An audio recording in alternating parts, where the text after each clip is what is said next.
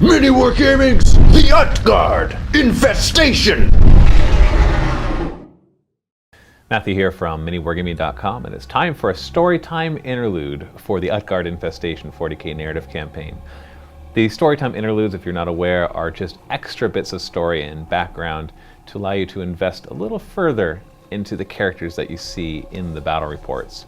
Today we're going to talk about Inquisitor Croyle and his background and how he became an Inquisitor and how specifically he came to be hunting the High Fleet Charon. Croyle began his career with the Inquisition after being noticed by an ancient Inquisitor, a very old Inquisitor, of the Ordo Hereticus, which of course is the Ordo that is dedicated to hunting down witches and things that don't belong where they should be. Trace amounts of psychic ability were found within Croyle, and so this was believed to be something that would be of use, as if he could be properly trained, he would be a good asset to this Inquisitor. As such, Croyle was spirited away from his planet of origin, his family being told that he was killed in an accident as collateral damage during an Astra Militarum operation. After being taken in by the Ordo, he was still deemed a little too young, far too young actually, to begin immediate service. So the Ordo used his influence to stop the black ships from carrying this guy away in order to be served up as a yummy dish to the Emperor of Mankind. And instead, he was brought to a Scala Progenium. This is where you train commissars, inquisitors, the scions, all the elite of the Imperium are trained there. And of course, it would be a great place for Inquisitor, or for Croyle, to prepare to work for the Inquisitor. Because of his latent abilities, he was found to be very intelligent and was able to master a lot of the courses in both the martial arts aspect and also just in historical things and intelligence. He basically was able to master both his body and his mind, and even started to hone his psychic abilities as well, which of course would be very important, because if he was not able to hone his psychic abilities, there would be no place for him in the Inquisition, or within the Imperium for that matter. And he distinguished himself as both a leader and a warrior. This is all according to the plans of the Inquisitor, who saw this potential in him.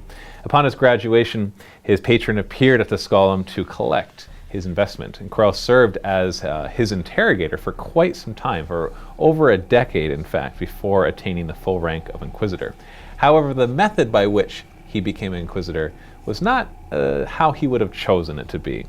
What had happened is there was a particular time where they were investigating what appeared to be a plague cult, in other words, a cult dedicated to the worship of Nurgle. But they just found out afterwards that it wasn't actually a plague cult that was causing the disease that was rampaging the planet that they were on.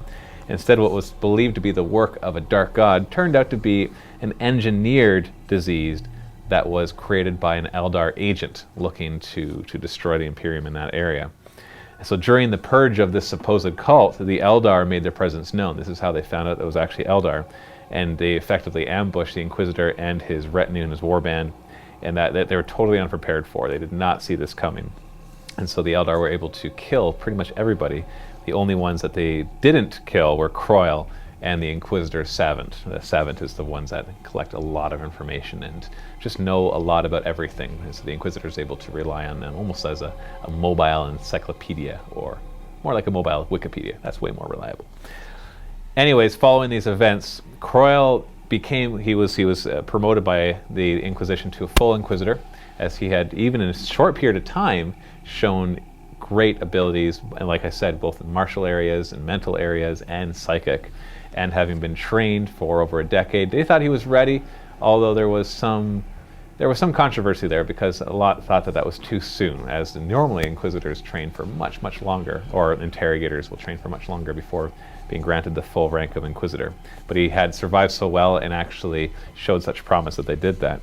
But his attention was no longer interested in the Ordo Hereticus, and that's not totally unusual. Inquisitors can change what they follow, but his was a full 180. Instead of caring about chaos and killing the witch and the chaos spawn, he all of a sudden became very obsessed with Xenos. In fact, at first with this Eldar.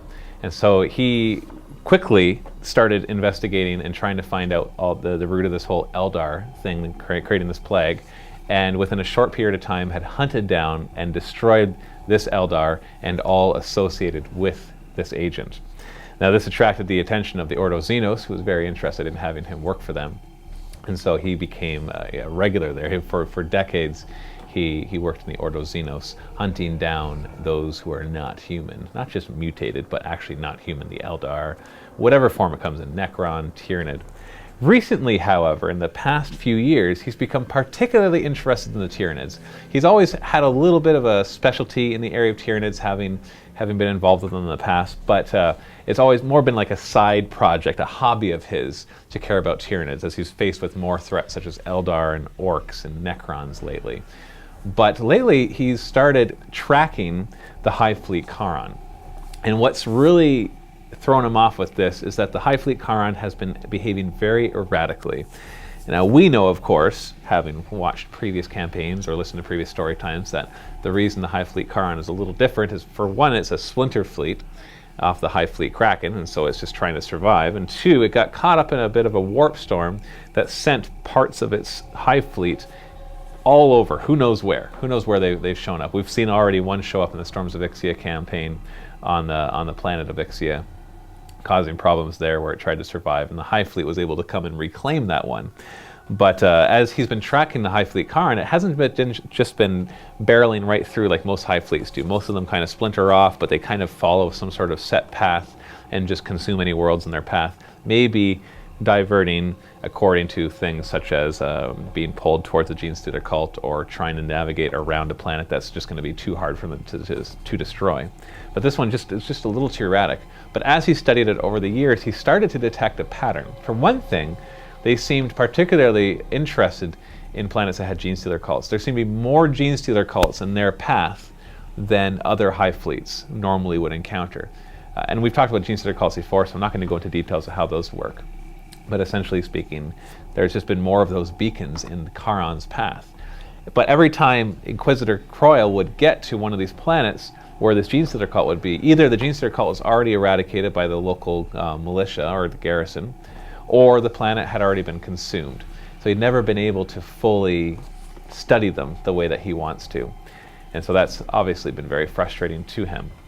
But thankfully, he's finally had a chance, which is what has brought him to this planet, the planet of Utgard, because there is a Genestealer cult there, and he can see that if the Hive Fleet Charon continues with its pattern that it's currently following, that eventually it will reach this planet, especially if the Genestealer cult is not dealt with. Now, thankfully, they're still far away, so he's not going to have to worry about them for a while. But, of course, we know now that he's now dealing with a much bigger threat here on the planet. So that is Inquisitor Croyle's background, how he came to be an Inquisitor, and why he's so interested in the Tyranids, fanatically interested, as we could actually say, as we will see in the future battle reports, is what measures he is willing to take to try to hunt down and eradicate this foe to the Imperium. So thanks for watching. Stay tuned for more Storms of Ixia, for more Utgard Infestation coming this Thursday, where we'll have another story time and 2 more battle reports. Happy wargaming.